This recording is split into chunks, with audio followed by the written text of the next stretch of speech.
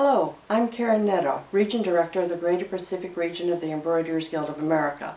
This workshop is being made available to all GPR members using funds from the Gay Phillips Education Grant. Ms. Phillips left her estate to EGA. The EGA Board of Directors has allocated funds from the estate to each region to use for an educational project for all of the region members. I would like to thank the project committee who have participated in the creation of this workshop. Robin Berry and Lisbeth Mathieu. Their efforts are greatly appreciated. Thank you, ladies. I would also like to introduce and acknowledge Joel Schoenbrunn. Joel is our videographer and editor for this project. Joel has an MFA from UCLA and has been working for various parts of the visual media industry for nearly 20 years. He is graciously donating his time and energies to this project. Without him, this wouldn't be happening. Thank you, Joel. Lois is an award-winning teacher. Ms. Kirshner has been specializing in designing in landscapes and interpreting them on canvas embroideries. Lois holds teacher certification from NAN and serves as their teacher certification director.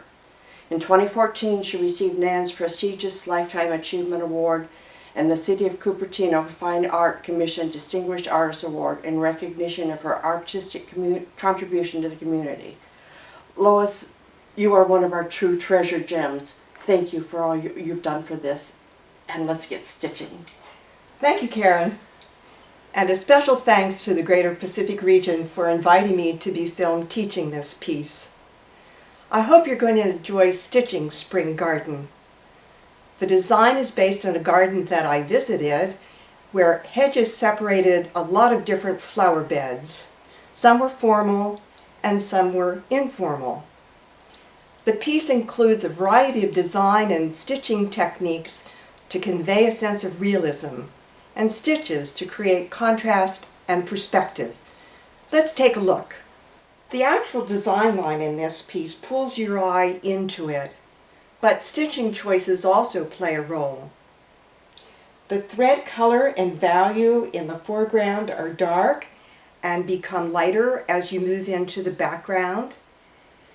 Stitches are larger in the foreground and become smaller as you move into the background. Texture, those threads with volume and dimension, are going to come forward in the piece, such as with this bush and tall flowers.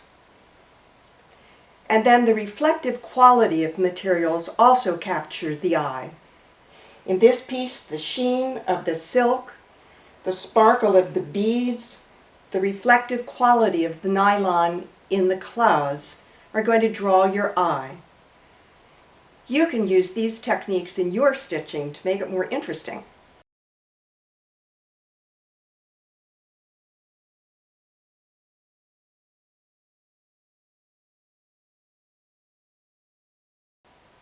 This video is meant to be used with an instruction booklet.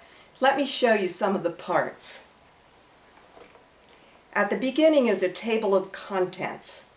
It lists the sequence of all of the instructions for your stitching, as well as an index for all of the stitches.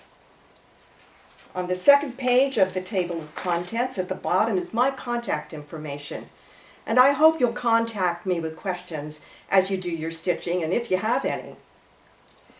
After all of the instructions at the back are a series of appendices. First, there are colored pictures of the 3 stitched models, one for 18 count, one for linen, one for Congress cloth. You can use them as a reference when you do your own stitching. Next are design templates. You're going to use these for tracing the design onto your fabric. And finally is a thread list. Again, you'll use this when you select your threads. Spring Garden can be stitched on several different ground fabrics: 18 count canvas, Congress cloth, or 25 count linen. The stitches and threads I selected work on these counts. Choose cream colored fabric. For that color is going to look natural, especially where it shows through some of the stitches, which is intended. I use a 12-inch by 12-inch piece. The wide margin is a good place to practice some of your stitches and act as a doodle cloth. You want to finish the raw edges on linen so that the threads don't unravel, and on your canvas with some type of tape or other finishing so the threads don't get caught in the cut edges. Tapestry needles will be used for your stitching. Depending on the count of your fabric, you'll use a different size for straight stitches and diagonal stitches. A number 28 tapestry needle is used for the larger seed beads. A beading needle is used for the smaller seed beads, and you'll use that with Congress cloth and linen. In addition, you'll want a milliner's or a harness needle for the bullion knot. The difference between those two is that the milliner's needle is sharp and the harness needle has a rounded end to it, so you won't scratch yourself. You'll want to use a laying tool when stitching this piece, so strands don't cross over each other, especially with the longer stitches. So you want to pick one that is a comfortable size and weight for you. Here are some examples. This one is a beautifully carved wooden laying tool. This one is plastic. It has flat sides, and its advantage is it's not going to roll away from you. The stiletto has the advantage of being small and lightweight in your hand. The trolley needle is used by placing it on your index finger so you can lay threads over it. Its advantage is that you're not holding anything in your hand. You'll also find that a needle threader with a wire loop is particularly good when threading your milliner's or harness needle for the bullion knots. And then you'll also be using stretcher bars. I recommend ones that are a 1/2 inch in size because they give more stability to your work. Now with linen, I did try to use a roller frame and even an embroidery hoop, but I found that they just didn't give me the tension that I wanted because I want my fabric to be drummed tight, and the piece is definitely designed not to be stitched in hand. So now I want to show you my basic set of stitching tools. In addition to my laying tool, I have a good sharp scissors, a pair of tweezers, which I use to take stitches out because that happens, and then also magnifiers. Now my magnifiers I clip on my glasses, but let's take a look at our students and see what tools and gadgets they use. So let's look at our stitching areas. We want to look at how our work is anchored and our lighting and magnification. So let's look first at Robin and see how she's anchored her work. So first of all, I tend to use a frame weight. So I will introduce you to Claude and Claudette from the 2010 EGA National Seminar. It has a fairly hefty weight, and you just put it onto your frame wherever you need it, and then you have the space to stitch. I tend to use magnets to hold my various things onto my frame. I have 2 different types of needle threaders. As Lois suggested, I have very sharp scissors. I have tweezers. I tend to use a very small kit, so I have small tweezers. I have 2 different laying tools. One is bone, which has a thicker point, which I tend to use with more things like ribbon. And I have another laying tool with a very fine point for very fine threads. I also have, which I understand we'll be covering later, a thread straightener. I have a bead holder, and this is a needle puller. And for those of you who don't recognize it, it's under your carpets, and it's available for very inexpensive. I also brought some additional threads, mostly because I like glitz, and so I would add those in as I'm stitching. For magnification, I have prescription glasses, which have been made especially for me for stitching. So I use these clamps that I bought at Orchard Supply, and I keep them in my stitching room so that my husband doesn't decide they're good in the garage. And they're very simple. They move up and down. I think this is a 4-inch clamp, and you just put it on the table and then you squeeze it. It holds it as firm as you can possibly get on a table. It's really good when you've got a frame, because you can then move your frame closer and farther from you. The other thing I can't live without is my magnifier and lamp. And this is very versatile because I'm running on a battery pack instead of on electricity, which is good for travel. It has a clamp that will clamp onto the table, but it's got this monstrous magnifier and it's got light in there. So I've got everything I need, and it's very easily adjustable. And it sits behind my chair at home all the time. At the back of your instruction booklet, you're going to find some design templates. In Appendix B, you find a larger template which is used for the 18 count mono canvas, and B2 is a smaller template used for Congress cloth and linen. The templates are sized to be used with a pre-cut mat, so you can stitch to the outer perimeter design line and you don't need to go beyond it. So we have our fabric ready, and we're now at the point of tracing the design line. Fabric. I want to put my design template on a light source of some type. You can use a light box, a piece of white paper.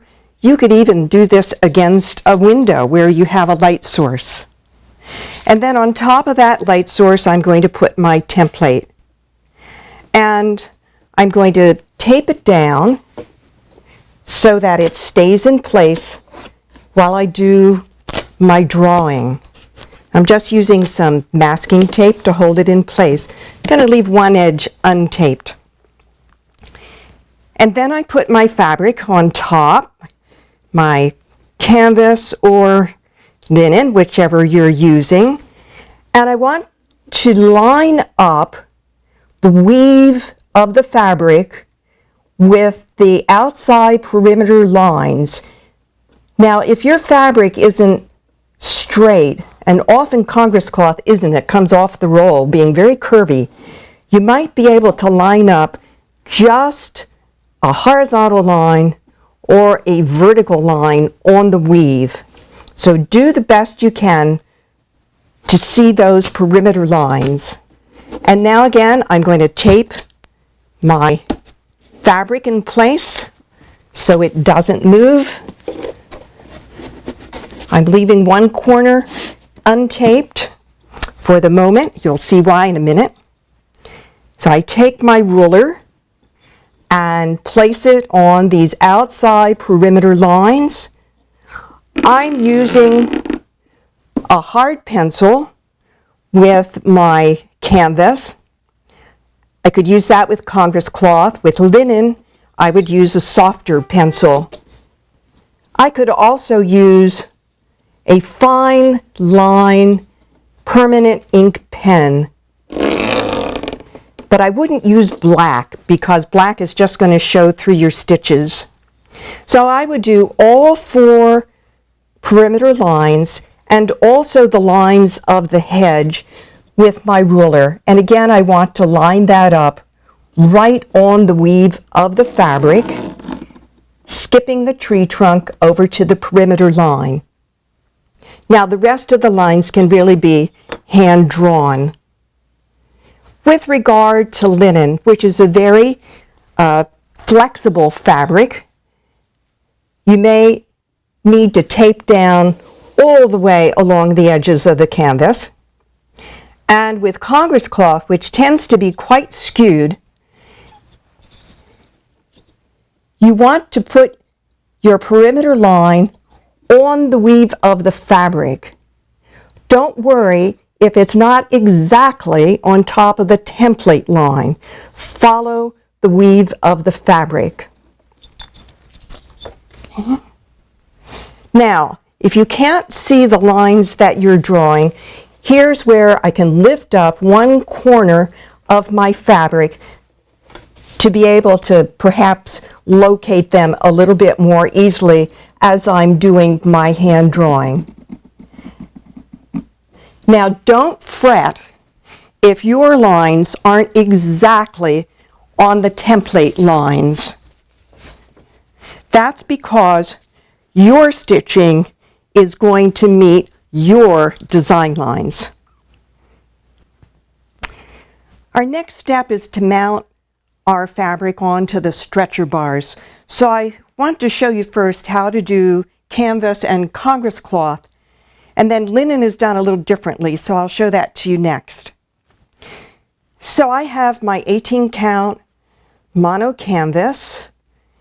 My design has been transferred, my edges are taped, and I'm going to start tacking onto the stretcher bar by putting my first tack in the center of one of the sides.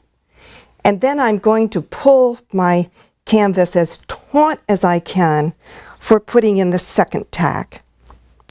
Next, I'll do a third side, again pulling as taut as I can. And then the fourth side. Again, I'm putting these tacks into the center of the fabric.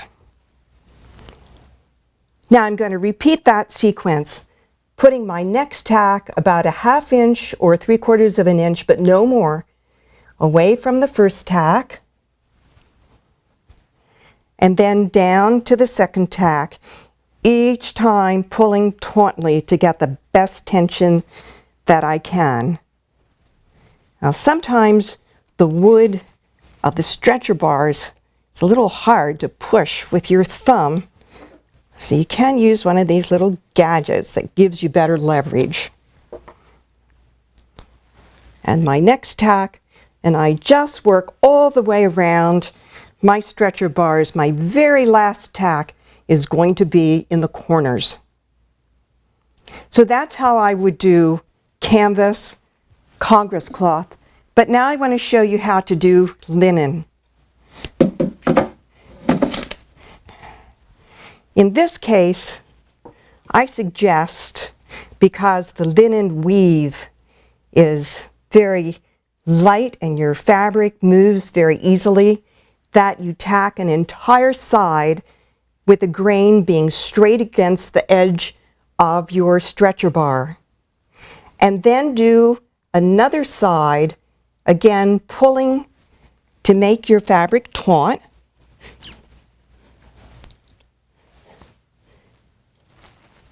My tacks are about every 1/2 inch apart, and I work down that side of the linen.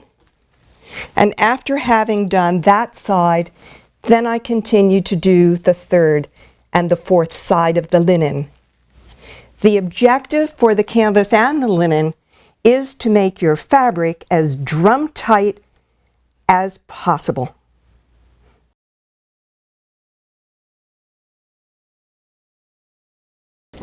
So you're going to select your own threads for SpringGarden, and I want to share some tips about choosing them to create a sense of depth and perspective. In general, the threads in the foreground are going to be darker and become lighter as you go into the background. Also, in the foreground, the threads will have more texture and less texture as you move into the background. Color is really dominant, and you have difficulty seeing value, how light or dark a thread really is. But it's the contrast of value that gives interest, dimension, and balance to your work. So let's take a look at this piece in black and white.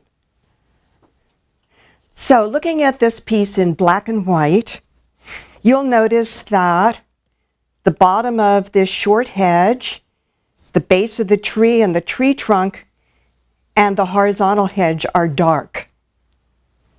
Most of the rest of the piece is light, but there's some medium value in this field, left flower bed, and here in the grass at the bottom. You can change the colors on this piece and have them be different from the ones I chose, but you need to retain the same value contrast to keep the balance of the original piece for a good result. If you have just one value in your piece, it just won't be as interesting. So beware. Don't choose bold colors for all of those flowers in the flower beds. Now let's take a look at the threads. Here are the threads in the piece as I chose them. At the top you see them in color, and below you see these same threads in black and white. Notice that the light threads tend to have white mixed with them, and that's called a tint. Whereas the darkest threads appear to have black mixed with them, and that's called a shade. How can you see value in threads? As I select them, I like to lay them out as I think they might be: light, medium, and dark. Sometimes I even arrange them in the way in which I'm going to be using them in my piece. Now, to see value, one way is to squint your eyes. Just close them almost as tight as you can, blocking out the color and trying to see if in fact you do have threads that are light, medium, and dark. In this piece, light is going to be dominant. Now, actually easier, I find, is to use some transparency sheets. I use a red one to block out the green color. That's called a ruby viewer. And I use a green sheet to block out the red colors. If I put them both together and hold them up to my eyes, I should block the color and more easily see these threads in black and white. Now, you can also use a value card to place your thread next to the value to see if it's light or dark, but frankly I find that a little bit harder to use. The thread list in Appendix C gives you the threads used in the stitched models along with the mounts used. So in the first column is the thread of the stitched model. Next to it in red is a DMC number in case you wish to use those threads. The next column is going to show us where in the instructions that thread is used. Here's the amount for 18 count canvas, Congress cloth, and linen. Now notice that this column has a 0. That just means that that particular thread wasn't used on that fabric. Now, if you're selecting your own threads, you might wish to write the thread that you've selected in the column here on the right. And then you can write that same thread into the table in the instruction booklet along with where the thread is being used.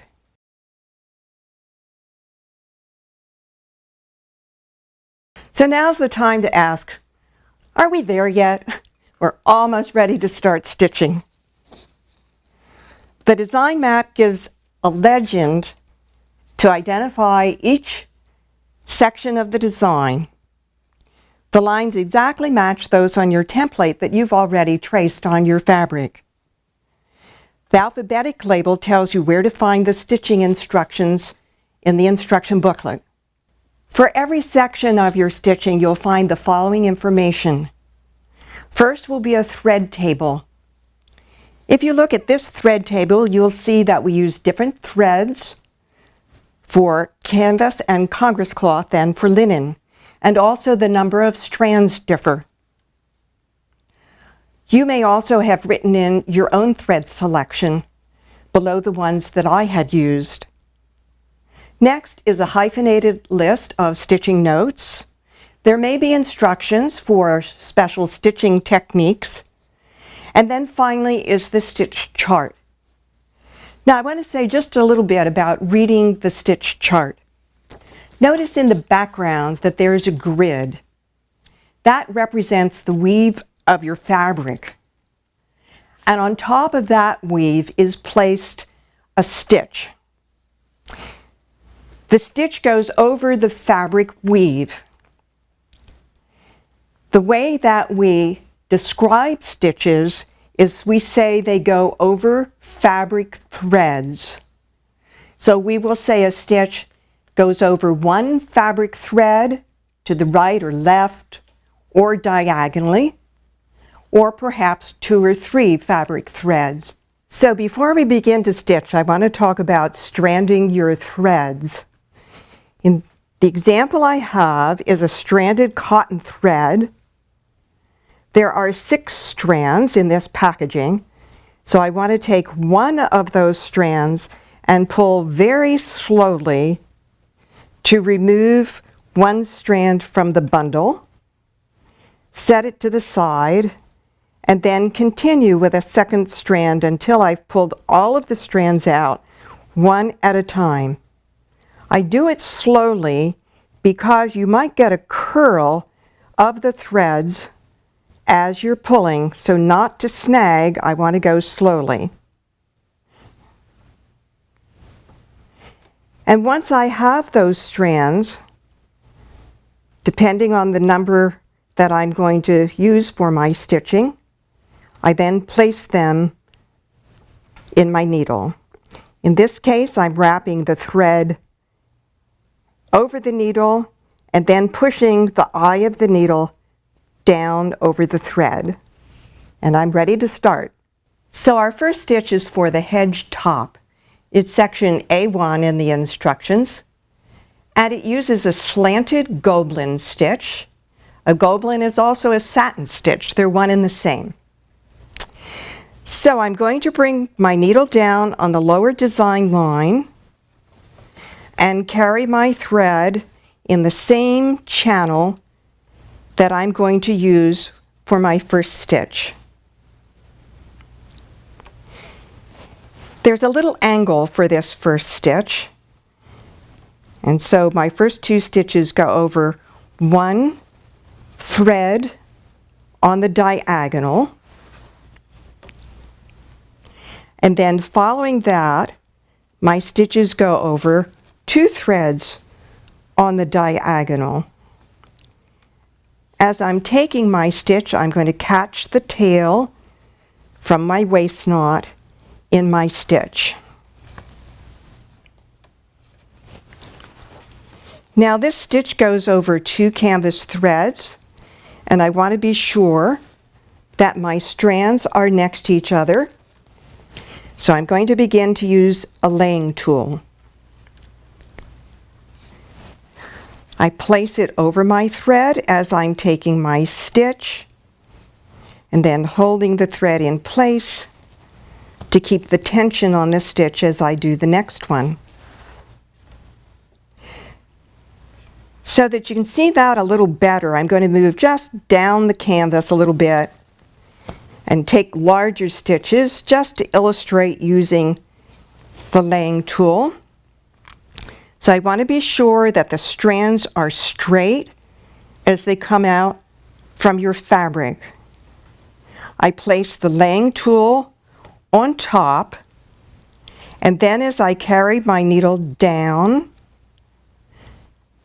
I bring the laying tool forward with my stitch. Again, I want to be sure that these strands are next to each other. I hold them in place with my laying tool, carry the stitch forward as I take my needle down, and then I hold the laying tool on top of my stitch to keep the tension tight while I bring up my needle for the next stitch. I'm going to use a laying tool for almost all of the stitches in this piece, since many of them go over more than one thread of your fabric.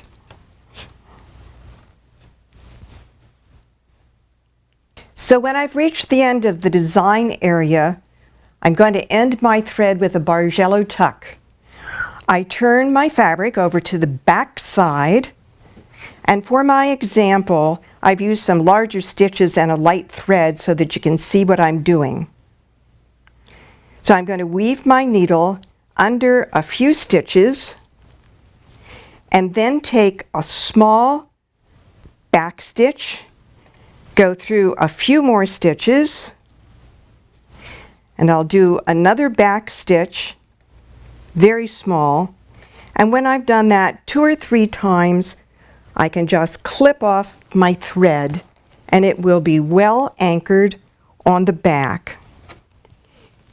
You can also use a Bargello tuck to start a thread. Again, you would do that on the back side of your canvas under existing stitches. And you want to be sure never to weave a dark thread under adjacent light stitching, because the dark thread might show through to the front of your stitching. After you've finished your hedge top on the left side, you'll shift to the right side hedge. And I want you to notice that the angle of the stitch changes to be in the opposite direction. Also, when you reach the wisteria blossoms, your design line gets interrupted. So you can carry your thread from one small area to the other, and be sure to carry it to the far side of the tree trunk. The diamond pavilion stitch for the side of the hedge is going to share the design line with the top of the hedge. And we're going to start stitching here in the center on the left side of the hedge. So let's look at this stitch pattern. I've colored the diamonds in red, and that's just to help me see the pattern a little bit more clearly. Above those diamonds are partial stitches.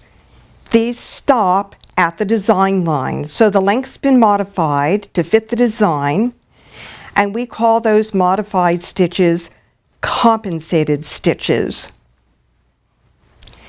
The red stitch here on the right is going to be placed right on the design line, but we're actually going to start stitching with our compensated stitches.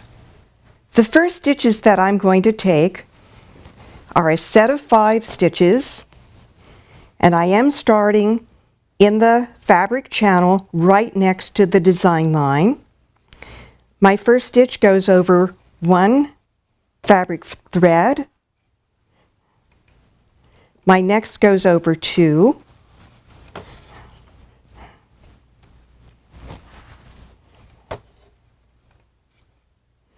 The middle stitch goes over 3. And then I finish this stitch unit of 5 stitches, going back over 2 threads and then 1. Now, if you're following the chart, you're going to see that after I've stitched these 5 stitches of my stitch unit, I go over 2 threads of my fabric. That's going to leave an empty channel, and then I repeat those 5 stitches over 1, 2, 3, 2, 1 fabric threads, and I do this stitch pattern all the way to the design line on the left.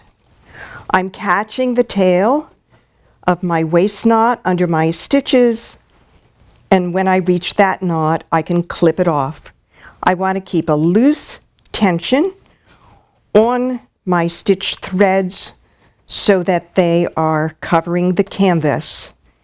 If you find that you're not getting good canvas coverage or fabric coverage, just add another strand to your needle. So when I've reached the design line on the left side, I'm ready to do my next row. These are going to be full diamond patterns, but I'm going to do not the first stitch of my pattern, but the second. And the reason I do that is because this is a vertical stitch, and I want to have a consistent pull on the thread. So when starting the row, I do the second stitch, then go back and do the first stitch, and now I can continue to do the remainder of the diamond pattern. Once I do that diamond pattern, you're going to notice that you're close to the design line at the bottom. So here comes the longest stitch of my diamond pattern. And you can see that it's going to be in this empty channel between the compensated stitches.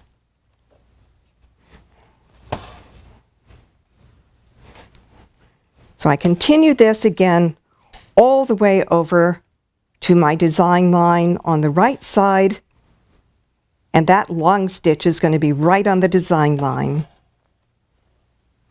So if you find that canvas or linen shows where the hedge side meets the hedge top, you can use one strand to take one long horizontal stitch between them, and that's going to cover up those fabric teeth that show. This often happens when you have straight stitches meeting slanted stitches. So the next area we're stitching is for the hill, and it uses an overdye thread. Often to avoid striping that you get when using an overdye thread, you change the direction of one or more of the strands. But the particular thread that we're using has a very consistent pattern with the change of colors. You can see that a darker color and the light color are in exactly the same location. So even if we change the direction of a strand, it's not going to make a bit of difference. So in this case, I am going to move my skein a little bit so that my color is staggered as I'm placing them next to each other. I'm going to clip off one of the ends, and now when I change the direction, the color itself will be staggered, but it will blend together a little bit better. Now, we're not using blue for our piece, but it shows up a little bit for this particular illustration. So the slanted Victorian step stitch is used for the hill. It has a unit of stitches, the first going over 4 threads, followed by 3 stitches over 2 threads. I want to be sure to bring up my thread above the design line, because right above here is the sky, and the sky has exposed fabric, so we definitely don't want to see this design line. For my first stitch over 4, I come 4 threads from my design line, and then I take my stitch on the diagonal down 4 threads, and that's the first stitch of my slanted Victorian step. My next stitch over 2, I come down 2 threads and to the left 1, and take a stitch over 2 threads of my fabric. I'm going to repeat this for the second and then the third stitch of my stitch unit,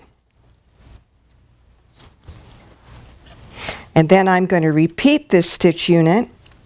My long stitch stays in the same channel at the top as my last one, and I count down 4 threads.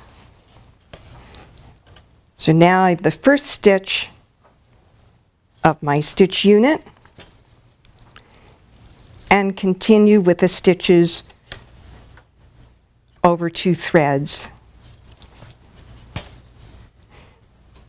Notice that the angle of my stitch is going from the top right to the lower left. Okay. So here's my Victorian step stitched. The gray stitches represent my first row. And I want you to notice that when working to the left of that first row, my needle follows a guideline of bringing the stitch up in an empty hole and coming down in a shared hole. So I'm changing the direction of that stitch. and I fill in this corner of my design line, and then I can fill in the very top corner where this design meets the sky. When I do the next row, again coming up in an empty hole and down in a shared hole, the same as my first, and that particular angle of going from the upper right to the lower left can be continued for the remainder of the stitch pattern. You want to stitch the Victorian step stitch across the entire canvas, even where it meets the area of the wisteria blossoms, where you want to go over at least 2 canvas threads. Then you pick up your design again close to the tree trunk and be sure to carry it on the right side of the tree trunk. So the next area that we're going to stitch is the short hedge, and I want to use this as an opportunity to show you 2 ways of knotting your thread. The first way I was going to show you is a quilter's knot. So I've threaded my needle. I'm now placing the needle over the tail of the thread, and I'm going to wrap my thread counterclockwise around my needle 2 or 3 times, and then holding on to those loops, pull them down through the thread down to the tail, and I have a good knot. If you're stitching on canvas or Congress cloth and using the thread I used, it says to use 1 of a twist of 3 of your strands. So I want to show you what I mean by that.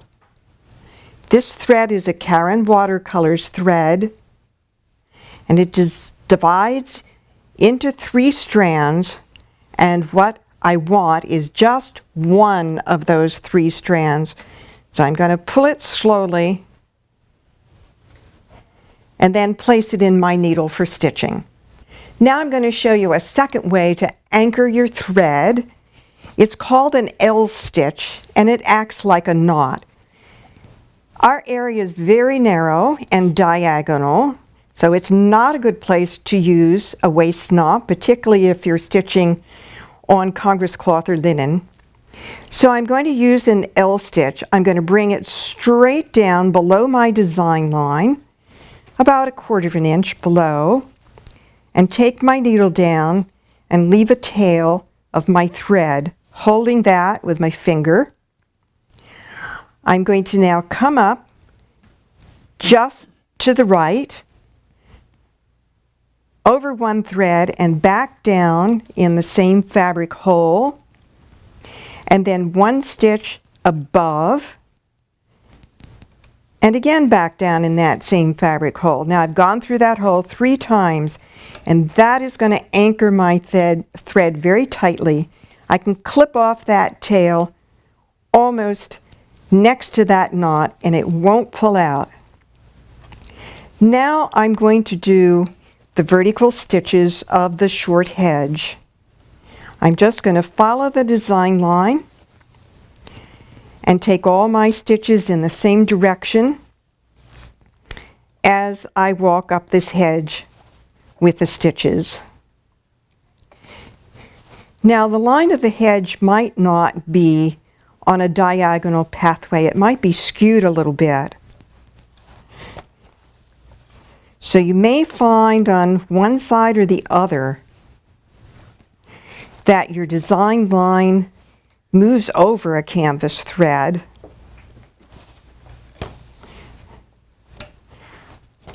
So I'll take one more stitch. I'm going to show you what I mean by that. So if my design line comes over just a little bit, I might be taking my next stitch beside the first one instead of above. Now I can come up again a little bit below my design line. But I just wanted to show you that that could happen.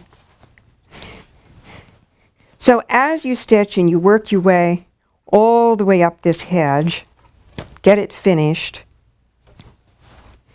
You may find, because some of those stitches are next to each other instead of up one fabric thread, that the hedge looks a little bit curvy or wonky. It might look a little strange to you. But when you do the adjacent stitches for the top of the hedge and the walkway, that line is just going to straighten out.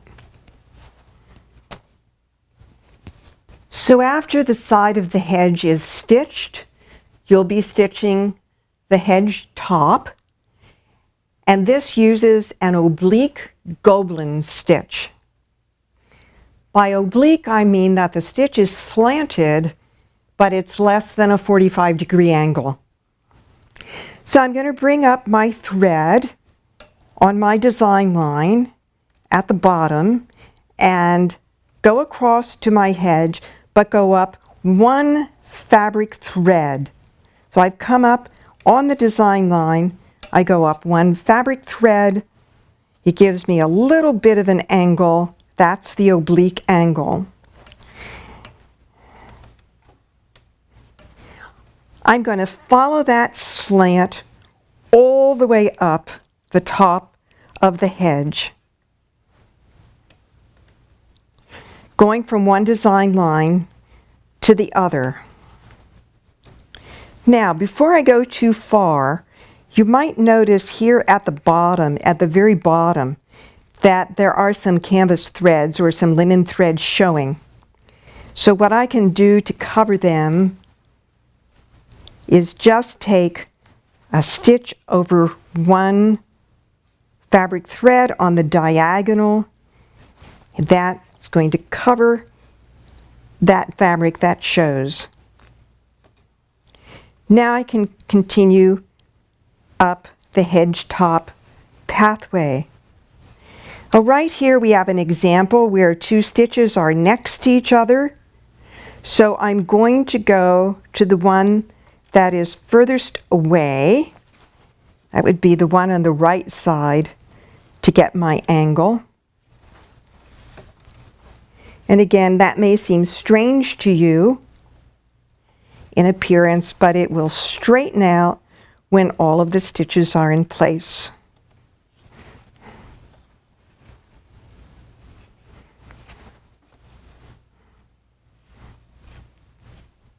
The stitch for the walkway uses a bricked cashmere stitch.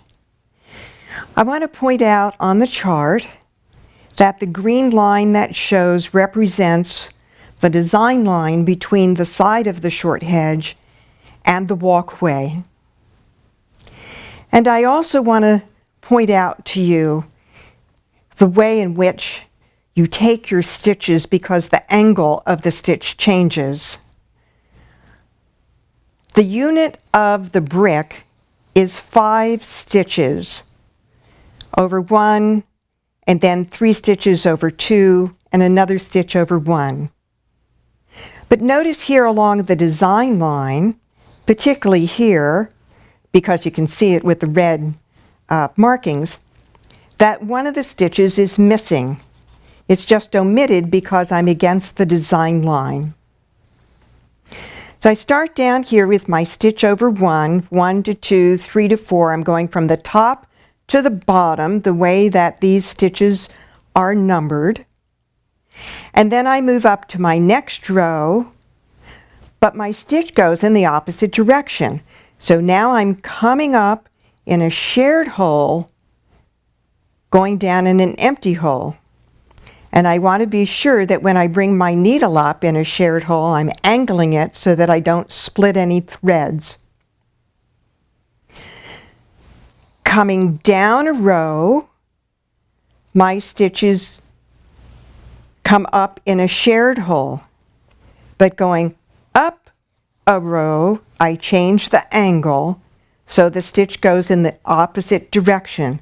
Just follow the chart in the printed instructions for the angle you should be taking for an up or a down row. Now, let me show you a little bit of this bricked cashmere stitched. I have actually put a little L knot below my design line, put a few stitches in, and I'm ready to do a down row. So I'm coming up in a shared hole and angling my needle so as not to split any threads. Taking my stitch over 2 threads, I'm following my pattern. So in this case, I have 3 stitches going over 2 fabric threads. And then I finish out the little right side of the brick with a stitch over 1. I'm going to come down and do the corner of my next brick. It's a stitch over 1 on the diagonal, and continue with my bricked cashmere stitch pattern.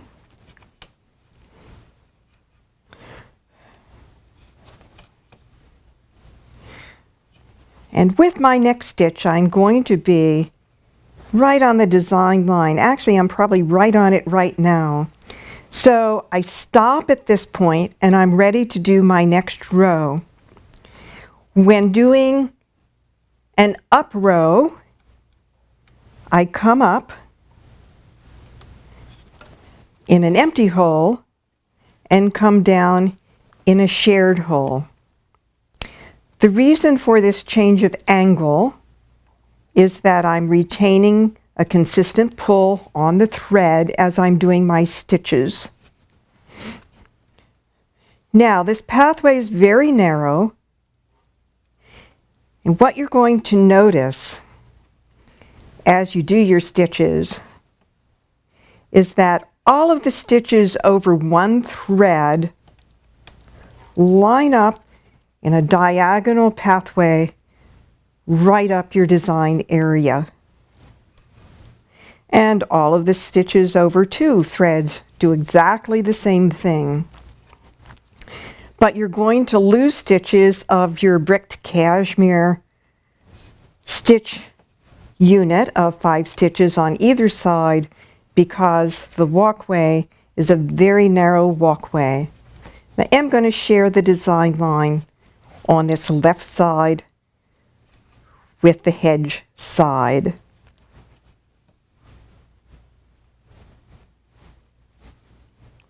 There's a very small hedge at the end of the walkway, and it uses a slanted Gobelin stitch like we've done before for the hedge top. Take the stitch from one design line to the other.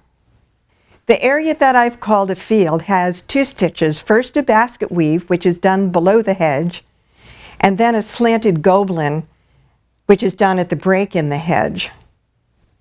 So let's look at a chart for basket weave. It's done in a diagonal pathway.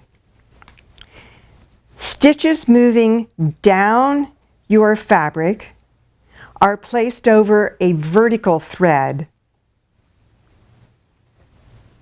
And stitches going up the canvas are placed over a horizontal thread. To help you remember if you're going up or down, there's a little ditty that you can say to yourself, that stitches go down the pole and up the steps. So you can start your work with a waist knot, bring it into your first stitch, and then do your pathway for the basket weave. When you end your thread for basket weave, it's a good idea to stop in the middle of the row, so if you know if you're on a down row or an up row, and then you want to drop your thread straight down to anchor it. And you could anchor it with a L stitch right in the middle of your stitching, stitch over it when you get to it. So sometimes when doing basket weave, you're not doing a diagonal pathway, you're actually starting in the corner of a design area. So what I've done now on the chart is to put in 1 basket weave stitch, which I show here in red. And here's my design area along the top and along the side, just a red line. Now, I need to look at that stitch and see if it's over a horizontal thread or a vertical thread. And that's going to tell me whether my pathway for my next stitches is going to be down or up. Even with this stitch over 1, I'm using my laying tool so that my strands lay next to each other. You'd just be surprised what a difference it makes when you use a laying tool with your stitching. And if I end my thread in the middle of a row, I'll remember whether I'm going up, because I'll see that that part hasn't been stitched, and I drop my thread to anchor it. I could even do a little L stitch right here in my basket weave area to end my stitching. I'll stitch right over that when I get to it. And in this case, I want the tail to be on the back side of my work. So our next stitch for the slanted goblin area between the hedge is a very long stitch, and we want to straighten our threads. You'll notice in these strands that have just come out of the packaging how curled they are. And we want to get that curl out of them before we do our stitching, so our strands are going to be straight and lay next to each other. So here are a couple of ways that you could straighten your thread. Robin mentioned that she had a sponge in her set of tools, and you could moisten this and take these strands and pull right over that sponge, and that should straighten them out fairly well. Or you could take a piece of white felt. I like to spritz it a little bit to moisten it. And again, take those strands through the piece of felt, first one direction, and then pulling the other direction. And I'm going to get a fairly straight strand. Not completely, but a little bit better. Now, if I'm home, I pull the strands out from under a hot, dry iron. But my latest gadget is this hair straightener. I keep it right by my chair where I'm stitching. It's just so easy to use to straighten threads. And I can use it on cottons, silks, silk ribbon, even neon rays. So let me show you how that works. We've one that's hot. There we go. So first I want to be sure that I have stranded my thread, and then I just pull them through the heated element of the hair straightener.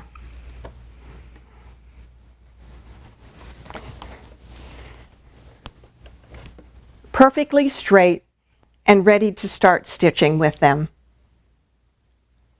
For the field that's between the hedge, I'm taking a long slanted goblin stitch. And I want to use a long thread so that I don't have to stop and start threads in the middle of this area. I've already done some stitching, and I want to angle myself so that I'm stitching straight away from myself when I do this stitch. I come across on the diagonal and tuck my needle underneath the threads of the hedge on the opposite side. Again, I'm using my laying tool, and be sure that my strands are next to each other, angling my needle to tuck it under the threads on the opposite side.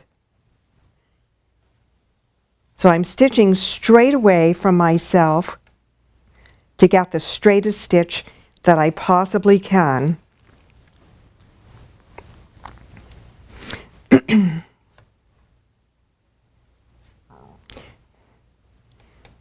Take one more stitch, and then I'm going to meet the hedge on the opposite side. Now I might have also changed the angle of my canvas to stitch straight away from myself on the top of the hedge. When I come to the hedge side, I can push the thread to the side just a little bit with my laying tool to get the thread of the hedge out of the way as I bring my needle up. So I don't want to split the threads as I'm bringing my needle up. Again, I can push those threads to the side. See how my stitch kind of releases itself when I move my laying tool? Taking my time, angling my needle up so that I don't split any of the threads of the hedge side while I bring my needle up. Now, after I've finished stitching this entire area, I might use a tool which is a burnisher. It's a lovely wooden tool. I place it in my hand and I can rub it back and forth in the direction of my stitches to get those strands to lay perfectly straight and next to each other. For the field between the hedges on the 18 count canvas, I split the design area into two parts, thinking that it might help carry your eye through the opening in the hedge to the flower beds beyond. When I tried this on linen, it didn't work as well, and so I took the stitch from one design line all the way to the other for the entire area between the hedges.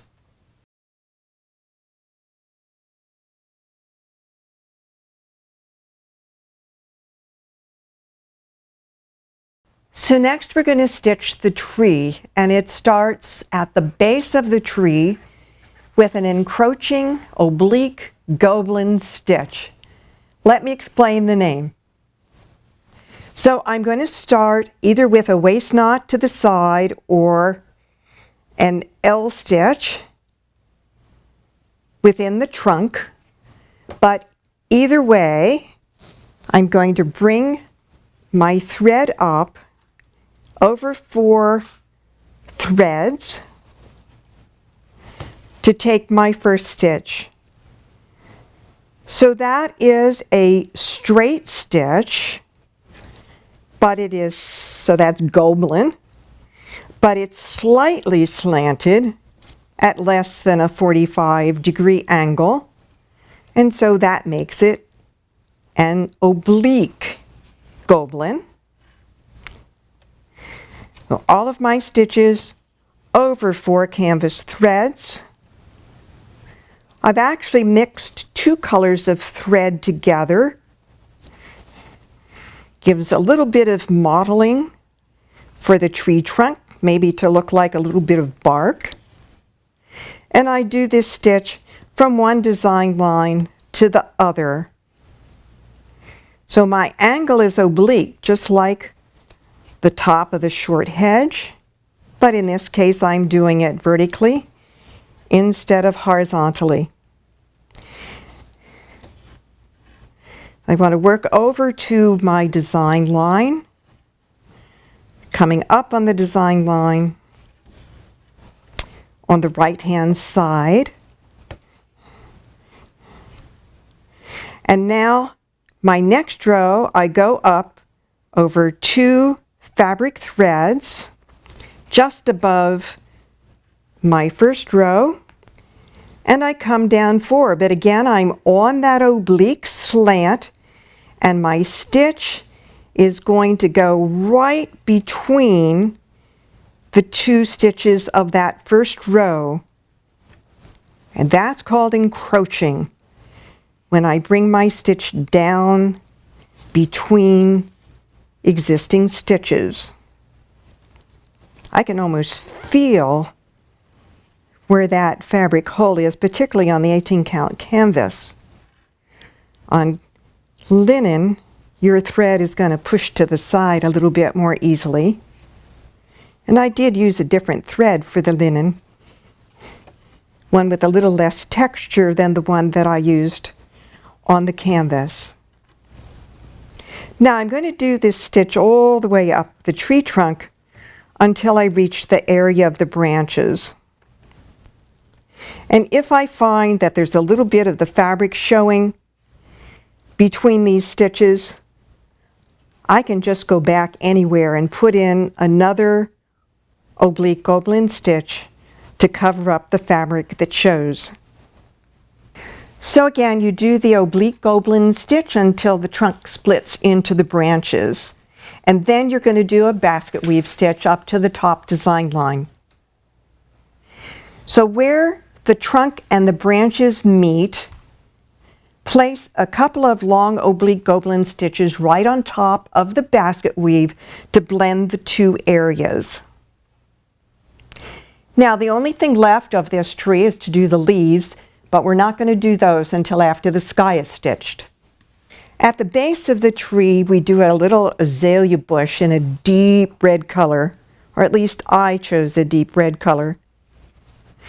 The stitch itself is a diagonal mosaic stitch. It's going to work its way down the canvas in a diagonal pathway. My first stitch going over one fabric thread. Notice I'm just going a little above that design line, but it won't matter if you're below it. Again, the stitches are going to integrate wherever your design line is. So first over one fabric thread and then over two, and I continue in this pathway all the way down to my design line. Now take a look at the chart that you have in your printed instructions, and you're going to notice that wherever you have done a stitch over two, in the first row, you will be placing next to it a stitch over one, and vice versa. Wherever you have a stitch over one, you'll be doing a stitch over two for your next row. Now, you might begin to notice as I'm stitching here that I'm not completely within the design line to the left of this diagonal pathway.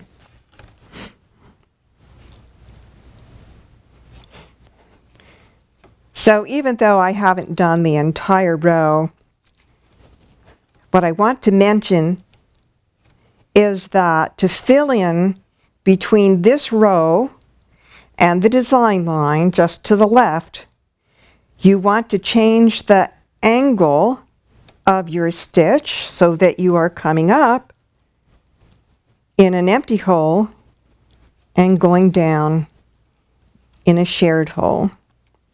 Here I'm just filling in between the design line.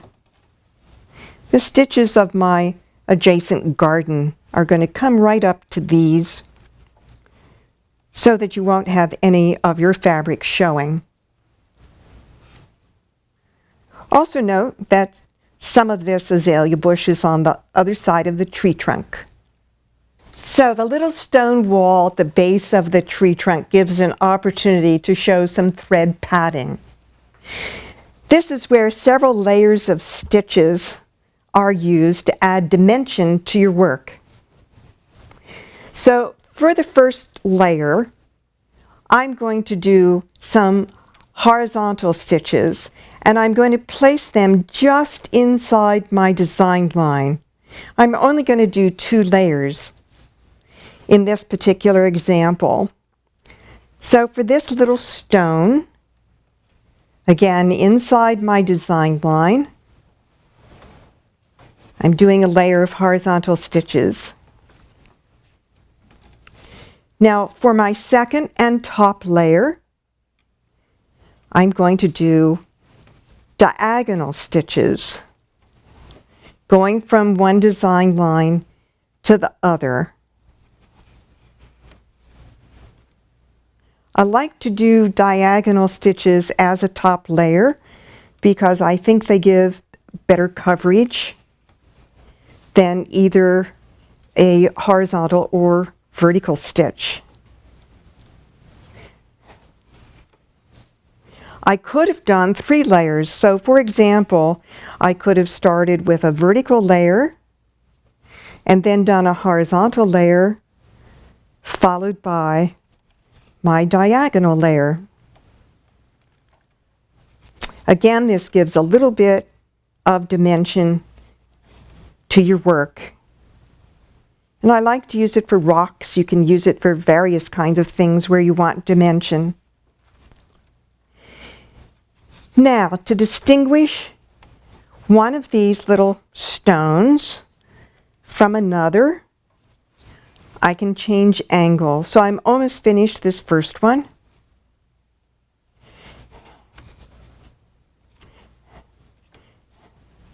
And for my second one, again, I would do horizontal stitches.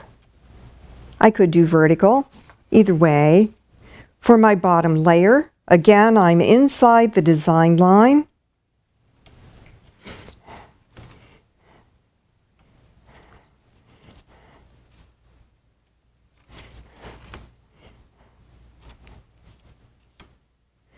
But this time, I'm just going to change the angle of my top stitch. And as I said before, that just helps distinguish one stone from another. Sometimes you can use an over-dye thread. The ones that I use for linen and canvas are over-dye, so they give a little bit of color change as you do your stitching. And that just adds interest to your work.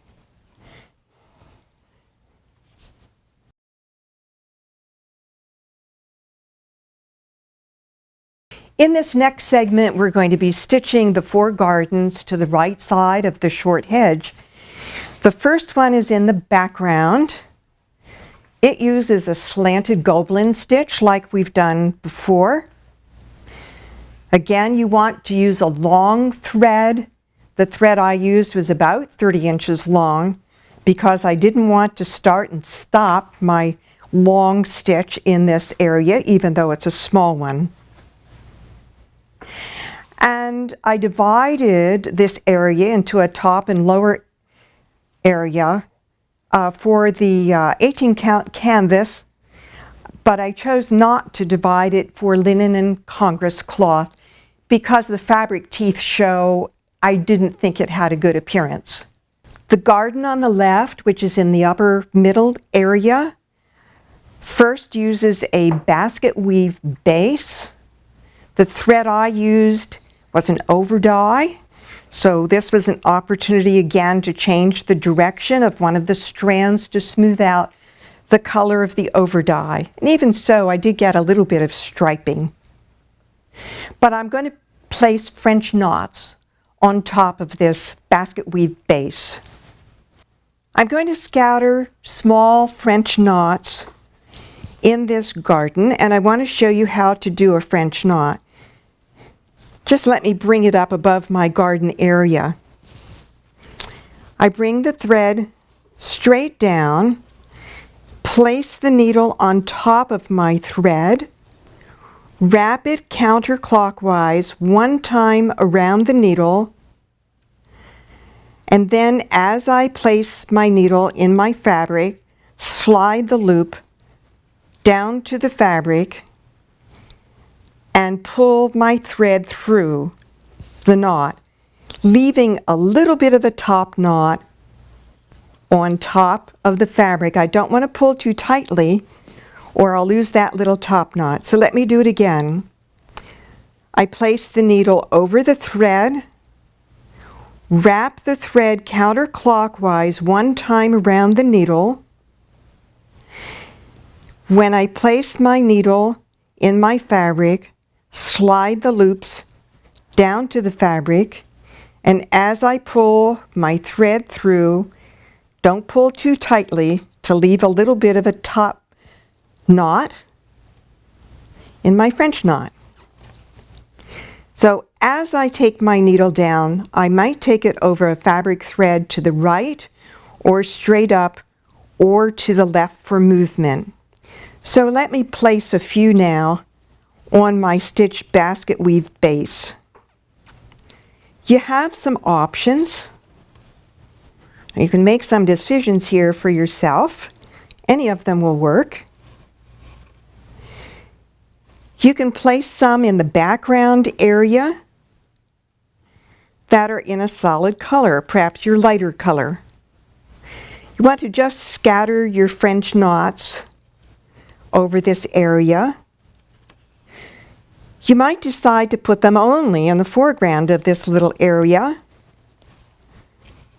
giving a little bit of a sense of depth. You might also decide to change one of the strands from the solid color or the lighter color, put in a darker color, one strand of dark color, along with the lighter ones as you scatter. You also might decide to put a lot of French knots in the foreground and less in the background, creating a little bit of density in the foreground of this area. So we're getting a little bit of texture, a little bit of dimension, because this garden is beginning to move into the middle of our piece toward the foreground. Now, you don't want to put any of your French knots within 1/4 inch of your left-hand design line, because your mat is going to go over that. You don't want any dimension underneath your framing mat. The garden that's labeled G3 in the lower middle right is going to be done in 2 steps.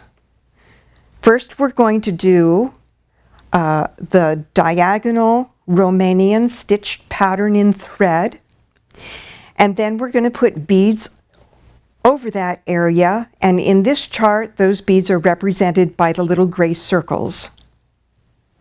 The open diagonal Romanian stitch is located just below your pink basket weave area. The first stitch goes over 3 canvas threads, and then there is a cross stitch that goes across the middle over 1 thread. I'm coming down on the diagonal, skipping a channel. Again, that long stitch goes over 3 canvas threads, and the short cross over 1 canvas thread. Again, I'm skipping a channel and coming down on the diagonal. That openness is what gives it a lacy feel and why we call it an open diagonal Romanian stitch, because sometimes that space doesn't exist and it would just be a Romanian stitch.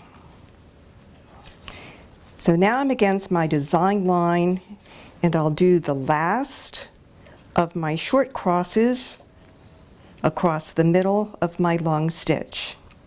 Now, coming up now, in my next row, I'm going to count down 1 canvas thread and over 3. Again, my stitch is going to go over 3 canvas threads. Fits right between the prior 2 stitches, but now my cross stitch is going to go in an upward position. And again, on the diagonal, a long stitch over 3, and my short cross stitch over the middle in an upward direction, going over 1 canvas thread.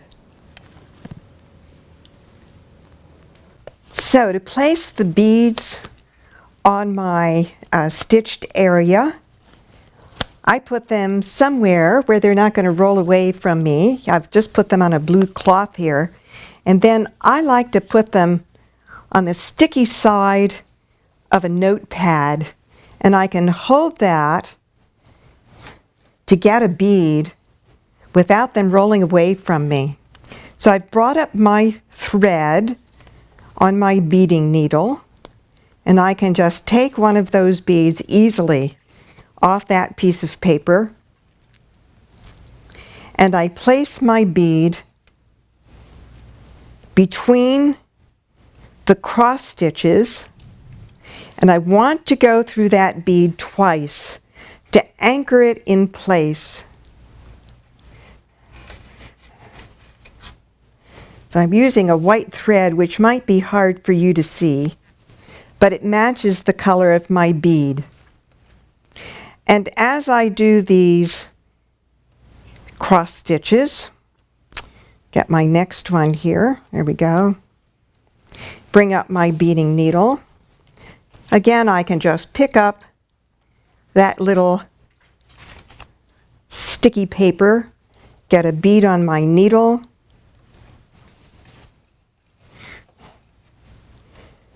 take my thread through the bead one time, bring it up in the same fabric holes, and go through it a second time. All the beads are going to line up in the same direction. Just be careful, because you have French knots right above this area, that when you're angling your beading needle, or if you're using the larger size bead, you can use your number 8 tapestry needle. You want to be sure not to snag the threads of those little French knots or any of the stitching in the adjacent areas. And again, I kind of pull that little bead out of the way to bring my needle up for the second stitch that's going to go through it.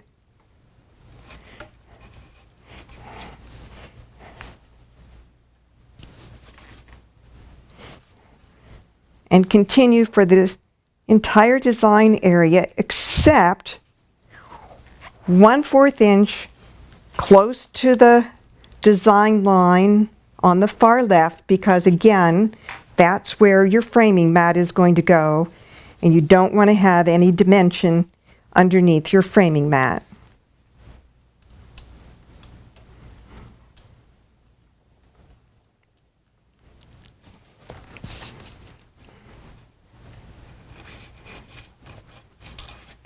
Okay.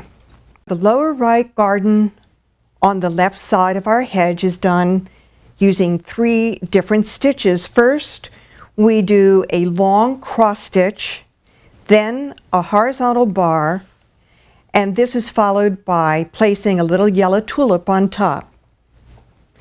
So I want to demonstrate the long cross stitch. I've taken a couple here in my design area. I'm going to count up 4 threads, and to the right 2 threads, and then I do my cross stitch. I'm going to skip over 2 threads, leaving an exposed fabric channel for my next cross stitch. I want to be sure that all the stitches of my cross stitch go in the same direction. So I would do this all the way across the design area for my top row, and then I'm going to drop down to do my next row. And I want to show you how these long crosses fit in to those just above. Again, I'm going over 4 threads and over 2, but my long cross stitches are just down 2 threads from my first row above and fitting right into the middle of the row above. This is going to happen with every row. So once you've done your cross stitches, and let's just assume that I've done them all, what you want to do is a horizontal bar, or I'll do one more.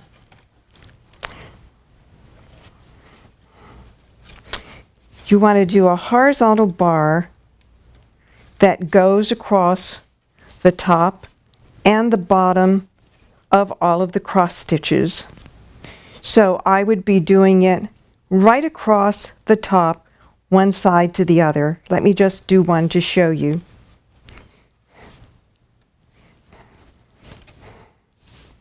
I can do this almost as though I'm doing a darning pattern straight across all of the cross stitches.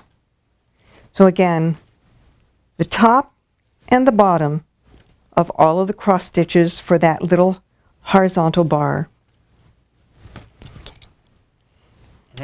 Okay?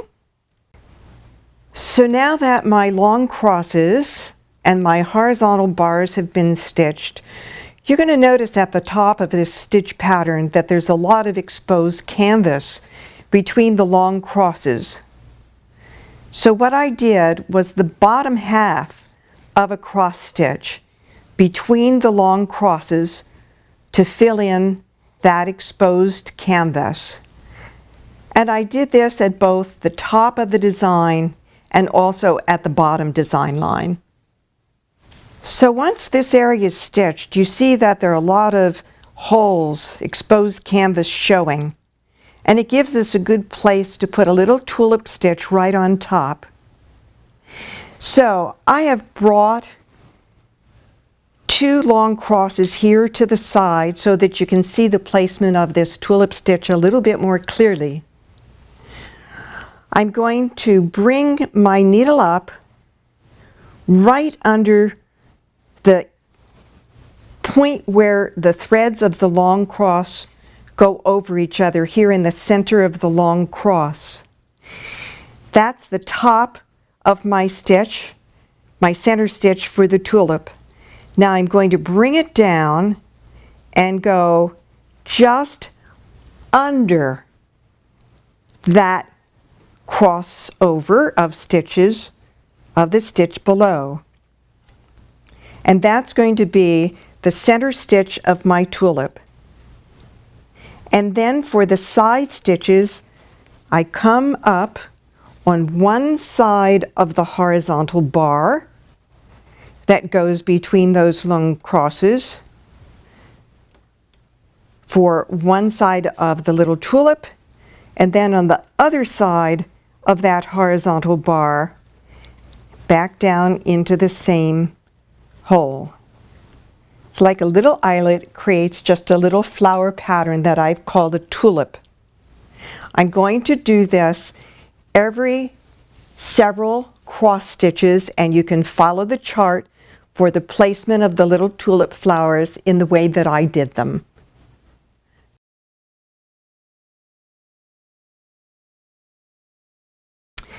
We're now going to do the flower beds on the right side of the short hedge. The upper right garden has a soft pastel color because we're a bit in the background. The stitch has 2 parts, a long horizontal cross and then a small cross stitch. So the thread we're using for this stitch and the color of your fabric are very close to each other, and it may be hard to see the holes of your fabric. So the lap cloth I'm showing has white on one side and is dark on the other side. For my purposes, putting the white on my lap helps me see these holes through my canvas. Sometimes I like to use a lap cloth that's red. It shows the holes very well.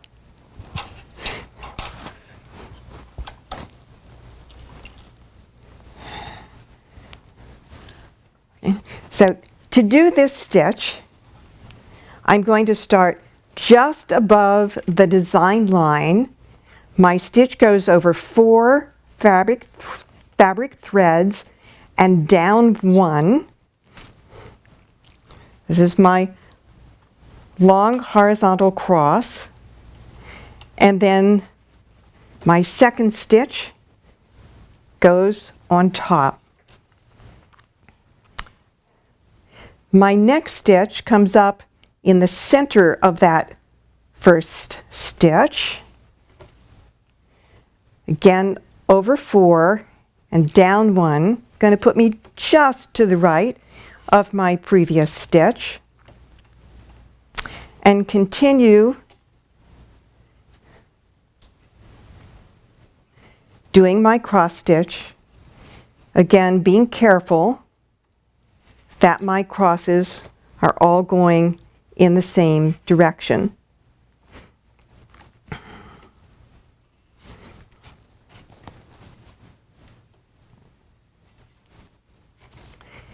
I'm going to work up the design line, and the very last stitch that I take is going to be right on the design line. It's going to share the design line with the hedge that's just above it.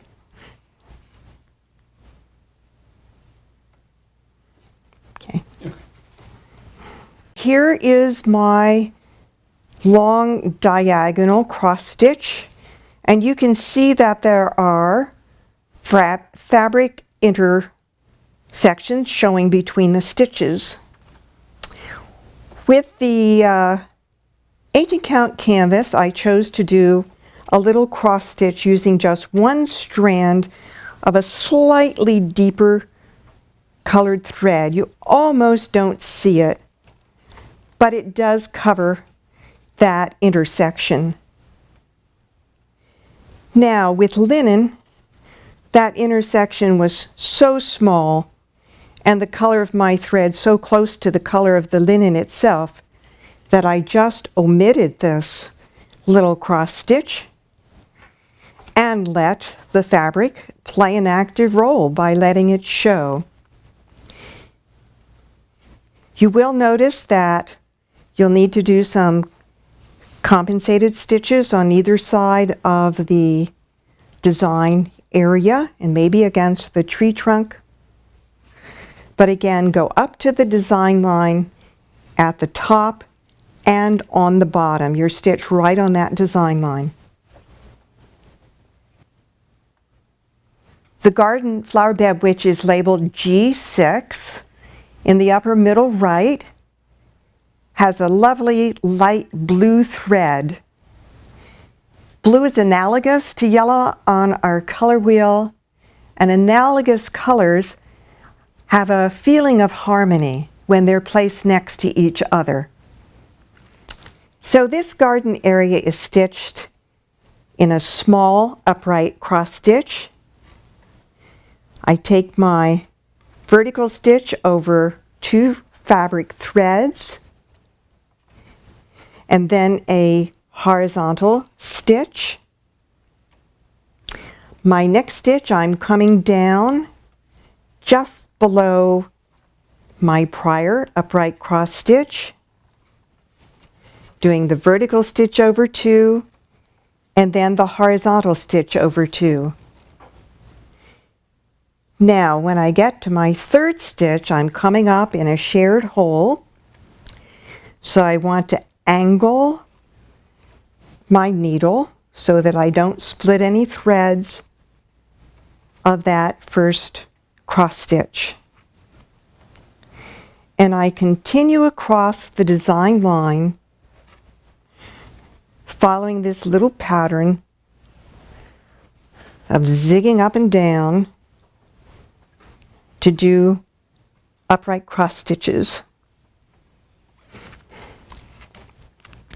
Now I want you to look at the chart in your instruction booklet to notice that when I come back in the other direction, my horizontal stitch is going to go in the other direction.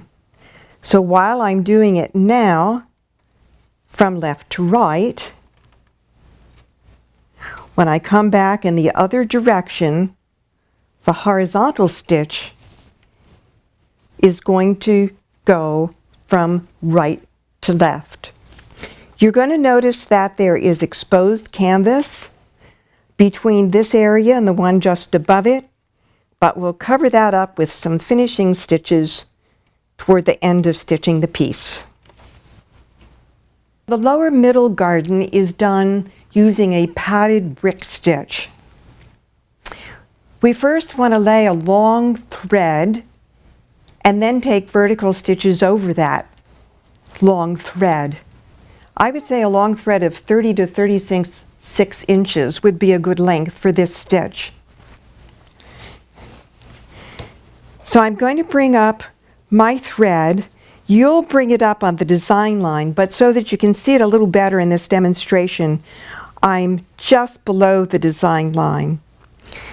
My first stitch is a long laid stitch, and I'm placing my needle between the strands of this stitch. It's called railroading, and that's going to help place these strands absolutely next to each other when I bring my needle down to the back of my canvas.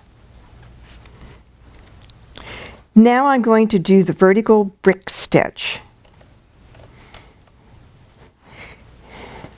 So this is just a little vertical stitch going over 2 canvas threads. You skip 2 fabric threads for your next stitch, so you're going to have an empty fabric channel or a hole between each of your brick stitches, and as you stitch back, you're going to be anchoring that long laid thread in place. Be sure that your stitches aren't too tight. As you take them, you want a fairly loose tension, particularly on that long laid thread. You go all the way back until you reach your design line, and then you're going to place another long laid thread. And again, if you put your needle between those 2 strands of the thread, you'll be railroading, and it will place the 2 strands absolutely next to each other. Now I'm doing a second row. You want to notice that the long laid thread is immediately below my first laid thread. In other words, you're going to lay a long thread in every single thread channel. And this time my vertical brick stitch is coming up between the stitches that I took in my first row. I need to angle my needle so that it goes under the laid thread. I want to be sure to go over 2 fabric threads, angling my needle to go under the laid thread above. If by mistake you happen to go in the same channel as your laid thread, you're just going to pull it down and skew it.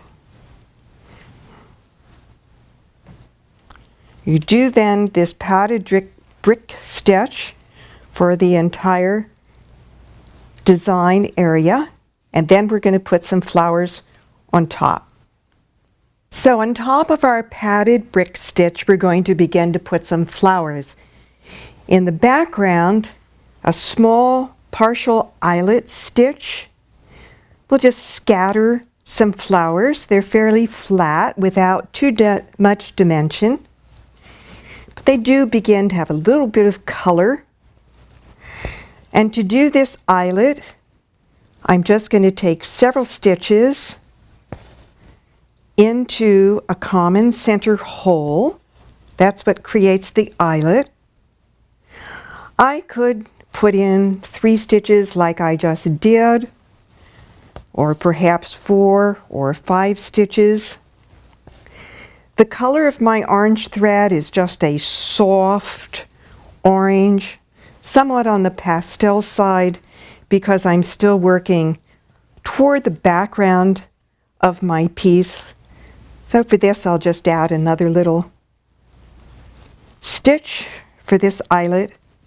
And I want to scatter them in this background area of the padded brick stitch. You don't have to put too many. because again, just like with the color, we're in the background area. It can be a little bit more sparsely filled with flowers. Below the partial eyelet stitches, we're going to scatter some French knots. Again, you want to do a single wrap over your needle, but you might want to add another strand to your thread, to your needle, to make the knot a little larger than those French knots that you did earlier. And again, you can take your needle down to the left or right, or just above where you've brought up your needle to give a little bit of movement to those flowers. And put a couple of these French knots on the right side of the tree trunk.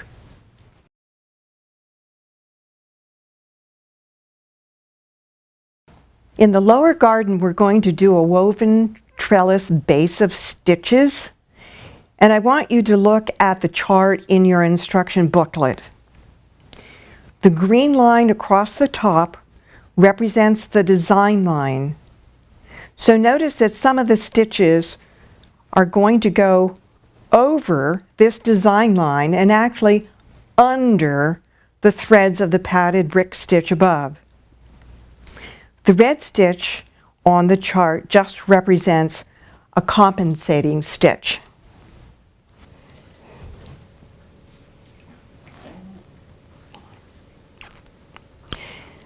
A woven trellis stitch pattern is done underneath the padded brick that you've just done. I've already done 3 of these stitches and am working toward my design line. The first stitch has gone over 3 threads on the diagonal, my second over 2, and the last of this stitch unit goes over 3 threads. Now I will do one more of these patterns. My first stitch over 3 threads. You can see I'm very close to the design line where your walkway will already have been stitched, and so I'm going to stop at that point. Now my next row changes angle. I come down 2 threads from my first stitch, and you'll notice if I do the normal stitch pattern over 3, I've encountered the walkway, so I'm going to shorten that stitch just to go over 2 threads, so I'm compensating that stitch. My next stitch goes over 2. Again, I'm going to compensate by shortening it. And my last stitch, again, a compensating stitch right across the tail of that previous stitch. Now I'll come down to start my next stitch unit, and my third stitch I want to tuck underneath an existing stitch. So I'm angling my needle to take it under that stitch so that I'm not splitting any threads. My next stitch over 2, and the last stitch of this stitch unit over 3.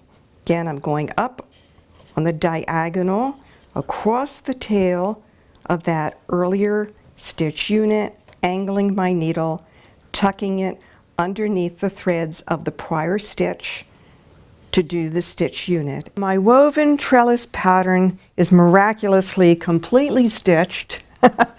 And I'm ready to put some flowers on top. So I'm going to put colonial knots in the background area. I'm going to do that in several colors of thread, but let me illustrate the colonial knot with this deep red thread. It's the same one as the azalea bush. I bring my thread straight down as it comes out from my fabric. And then I angle my needle underneath the thread. So the thread is going over my needle and coming out from under the needle. And then I'm going to take that tail of thread, wrap it on top of my needle counterclockwise, forming a figure 8. taking my loops down to the fabric and pulling my thread through, and again keeping a fairly loose tension so that I can see that top knot on top of my fabric. Now let me do it again. The thread coming out of your fabric, your needle going underneath the thread and coming out on the bottom side of your needle. I can hold that in place with my index finger as I take the tail over the top of my needle counterclockwise, and then behind I get that nice figure 8. And then as I take my needle down to the fabric, pull the thread through and leave a little top knot on the top of the fabric. Again, I can take these colonial knots, scatter them around on my canvas. I can take them down to the right or left or straight up across a fabric thread below, and that change of direction in taking my needle down will give a little bit of movement to the flowers. Now I used several colors for these colonial knots. I used a deep red, a deep purple, a deep orange. We're coming into the foreground, and so the colors are becoming darker. Okay. Okay, let's try it again. Okay.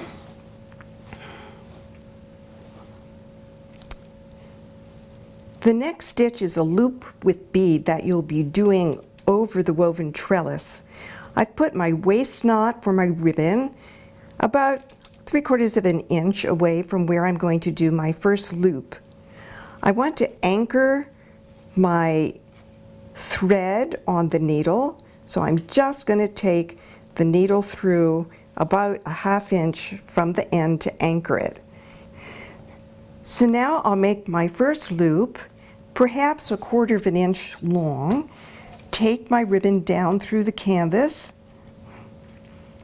and I'm going to hold that loop in place with my laying tool and bring up my ribbon to the top of the canvas so that I don't snag it as I'm doing the next part of the stitch.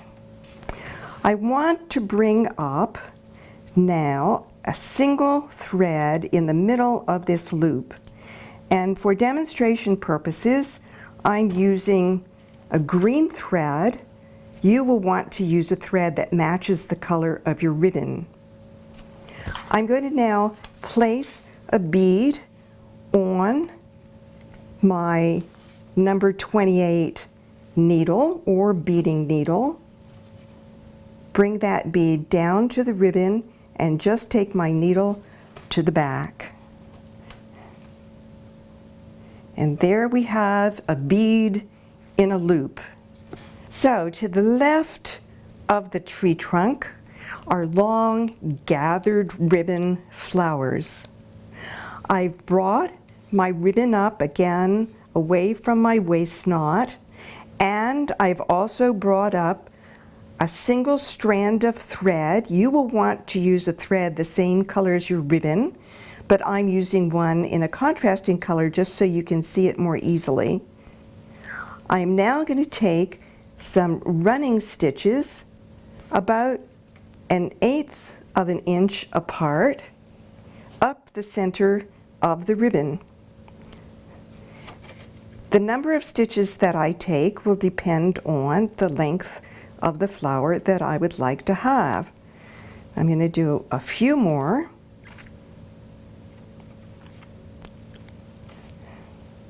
And now I'm going to hold onto the single strand of thread and push my ribbon down toward the canvas. That will give us a ruffle. And what I want to do when I have a length of ribbon that I feel is the height I'd like. I take the single strand of thread to the back of the canvas and also the ribbon to the back of the canvas. Now I can bring my needle up again to do another gathered ribbon, and again that single strand of thread, go through my ribbon with the darning stitch, ruffle it, take both needles to the back of the canvas, make as many flowers as you like, and then at the very end I would anchor my ribbon on the back with a little stitch just to hold it in place. Cut it about 3/4 of an inch from your last flower.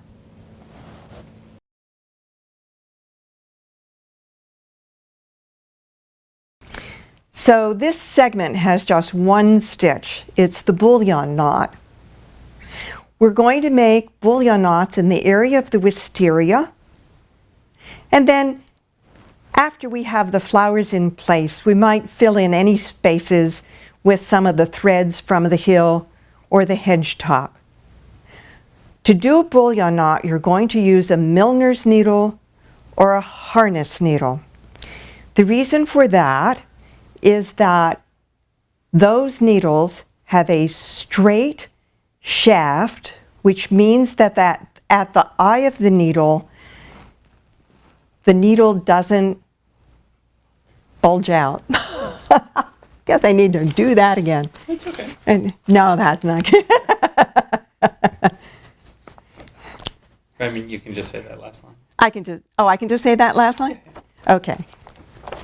So the reason for using a milliner's needle or a harness needle is that they have a straight shaft and don't bulge out at the eye of the needle. Okay?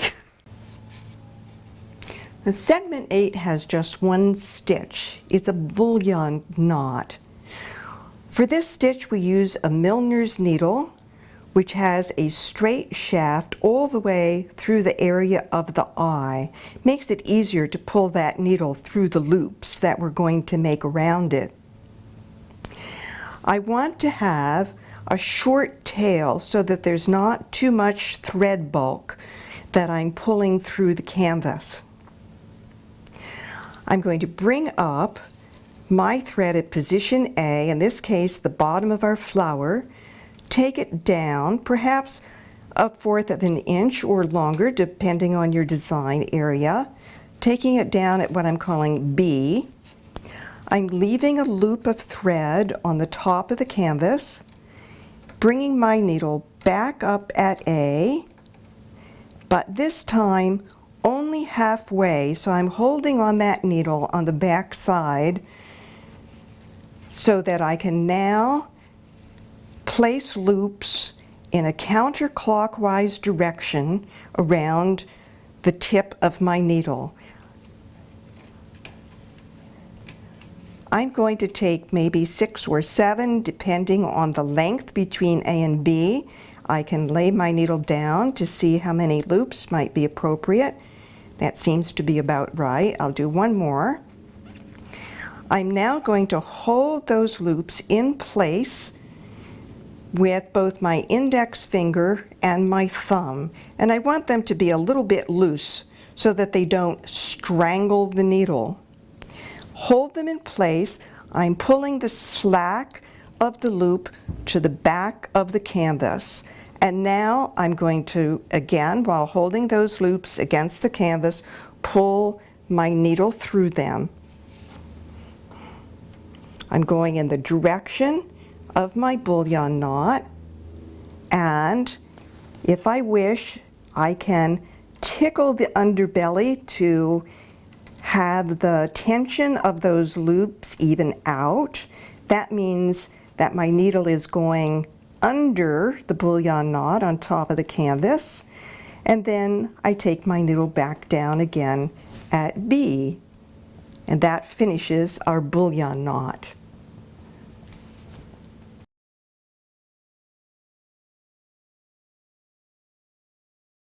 So the stitch we use for the grass is a Nobuko stitch.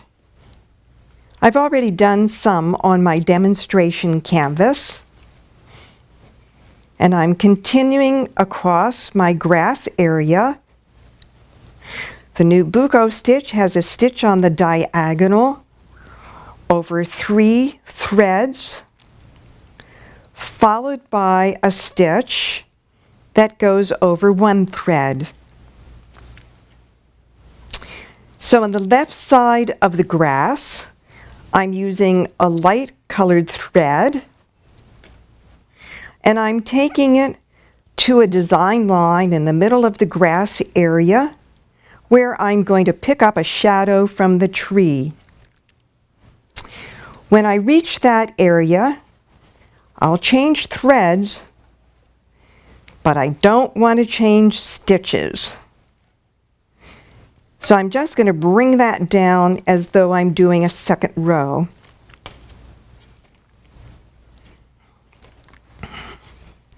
So my last stitch for the light area, use the light color thread.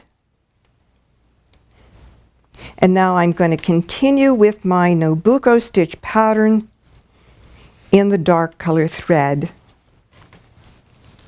So you don't want to compensate your stitch length when you change from the lighter area to the darker shadow area under the tree.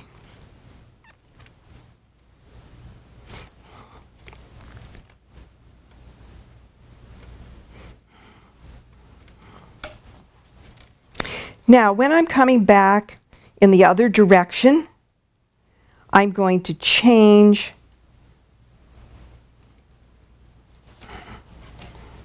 the stitch length. So where I went over 1 thread before, I am now going to go over 3 threads. And notice with this dark shadow that I'm actually going right over the design line. That's fine, it's just a guideline. And you can choose to go over it or stay under it. Either way is just fine. And now that I'm into the area of my light grass,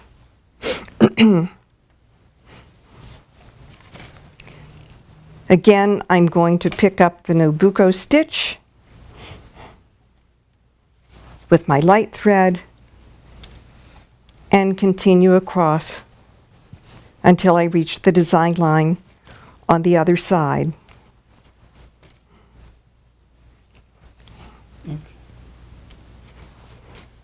You're going to notice that your fabric shows at the top or the bottom of this design area.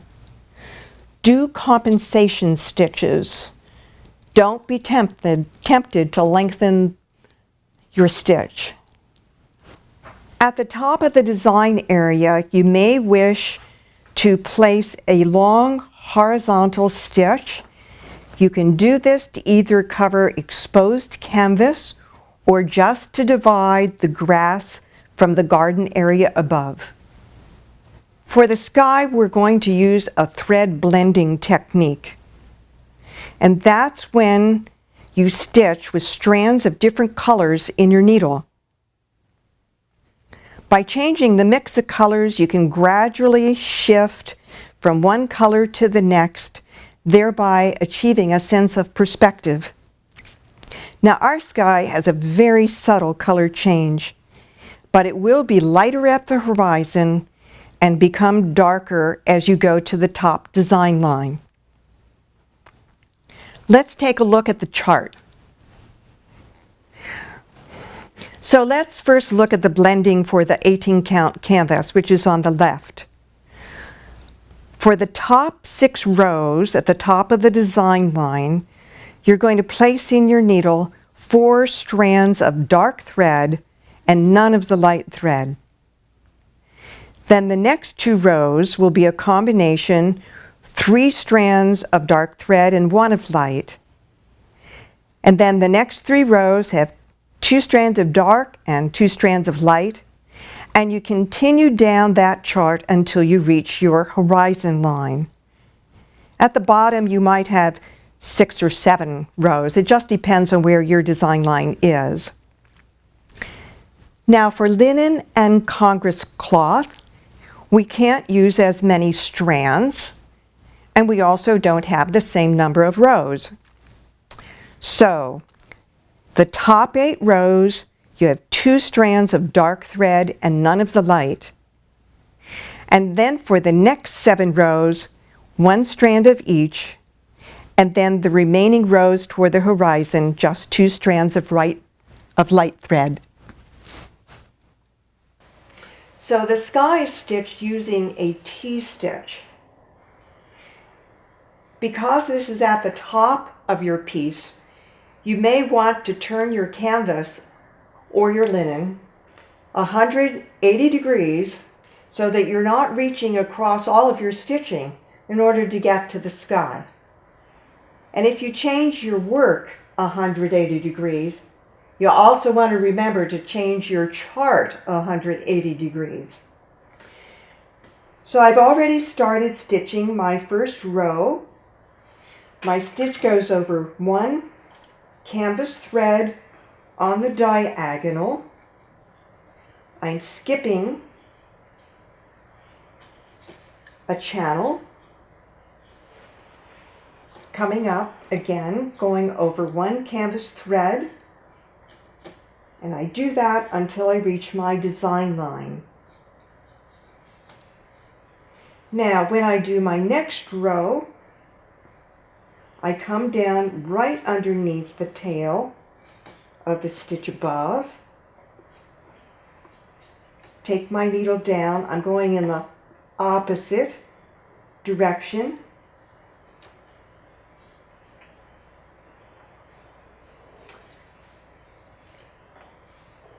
I am skipping 2 fabric threads or 1 channel,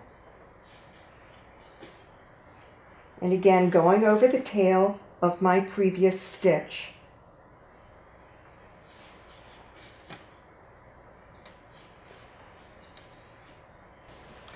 So when I'm changing from one combination of threads in my needle to the next, I want to integrate the colors so that I get a smooth transition from one to the other. So let me show you on this little diagram. I'm doing some stitches in the red color for 2 rows and moving down to my next row. And what I'm going to do is skip a couple of stitches, carry my thread, and then continue to do a few more stitches, again skipping a couple, and then again filling in for the remainder of my row.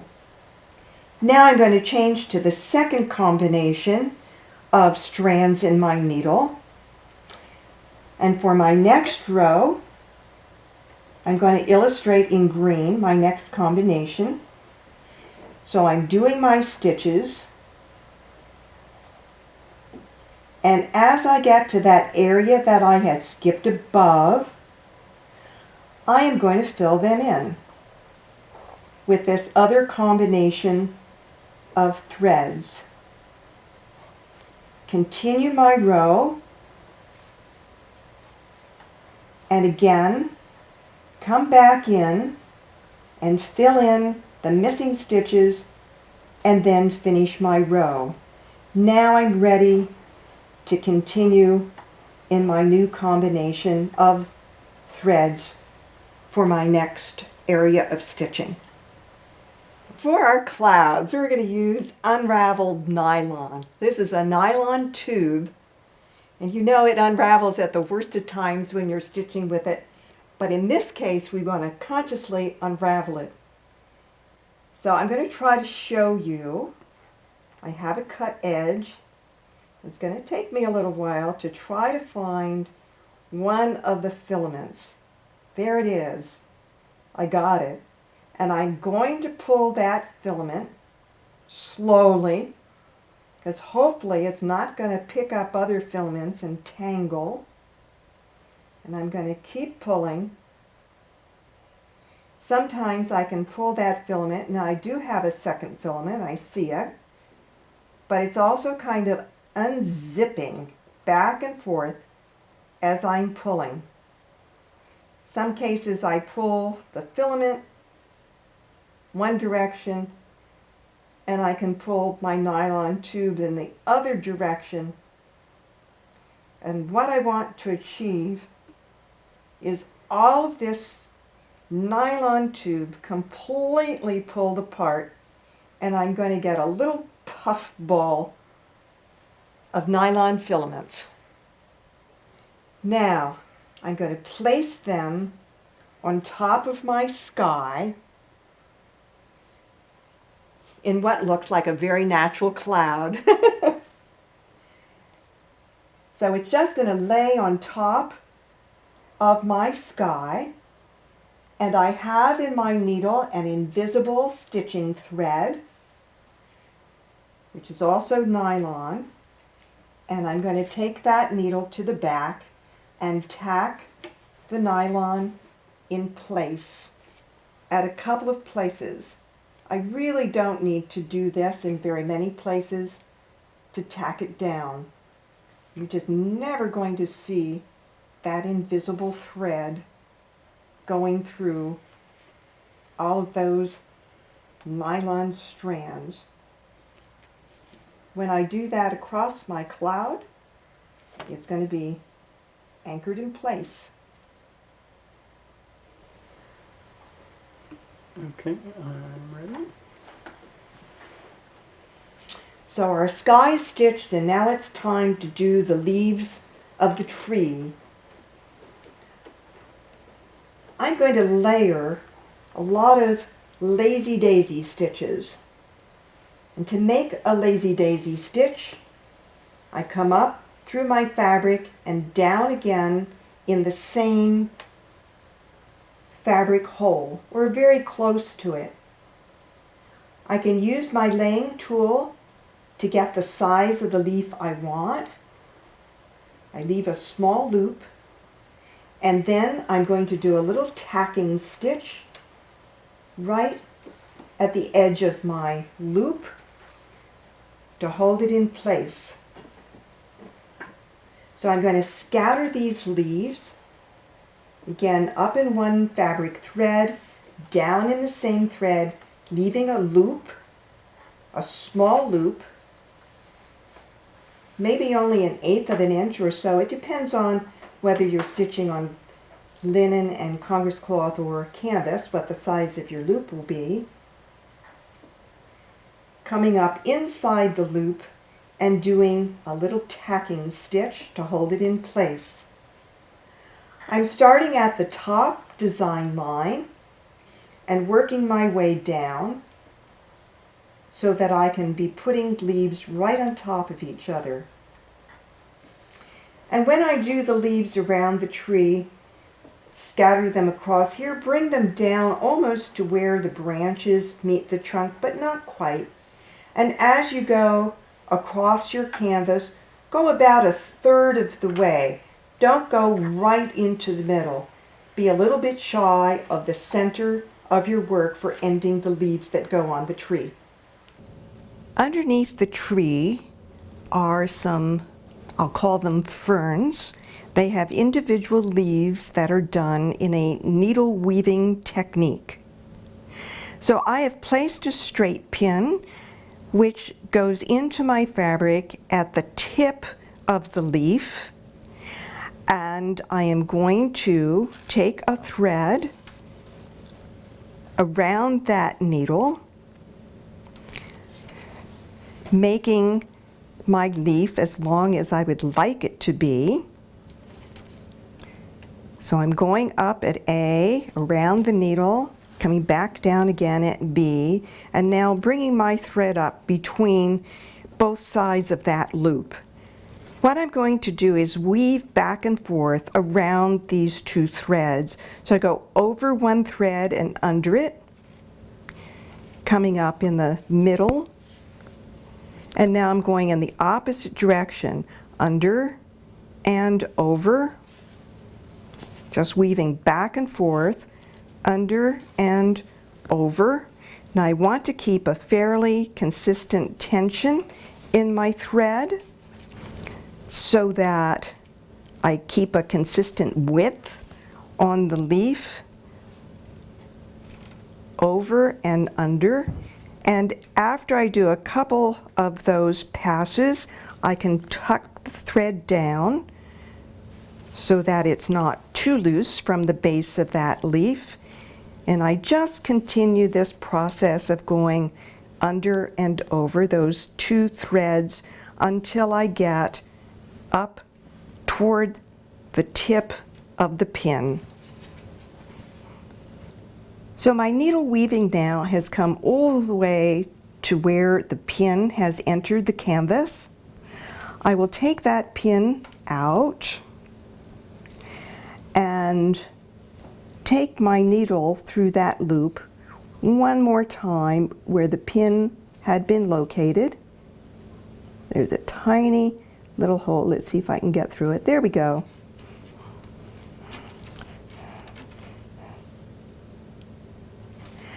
Now I can place this leaf in different angles. Let me just show, for example, that I can turn it over, I can angle it, and take my needle down to hold it in place. And if I have a very, very strong angle, I might want to also tack it down below so that it holds that position. So I'll bring my needle up close to the leaf, kind of follow one of my prior stitches, take it down, and that's going to hold that leaf in place while I do other leaves surrounding it. After you've done all your stitching, you may find some finishing touches that will just help make this scene pop. First of all, you want to check to be sure that none of the canvas shows where you would like it to be covered. For example, between the hedge and the tree trunk, you may see canvas. You can use a single strand of your hedge thread just to repeat the stitches in that area to cover the canvas. You may find some elsewhere as well. I like to take some long stitches to highlight some of the areas. For example, along the walkway, I've taken long stitches in a dark thread all the way up along the side to highlight the walkway and help give it some separation from the flower beds. You'll also notice that there are long stitches between these lower garden areas. There is a long stitch underneath the hedge here as well. And here between these light colored threads, the yellow and the blue, notice again some long stitches that come part of the way, but not all of the way to the tree trunk.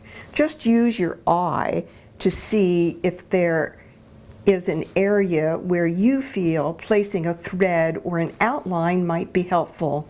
Artists do this all the time, outlining areas, and you certainly can too. So I hope you've enjoyed stitching SpringGarden, and I thank you for taking the class. And again, I especially want to thank the Greater Pacific Region for inviting me to teach the class in this film presentation.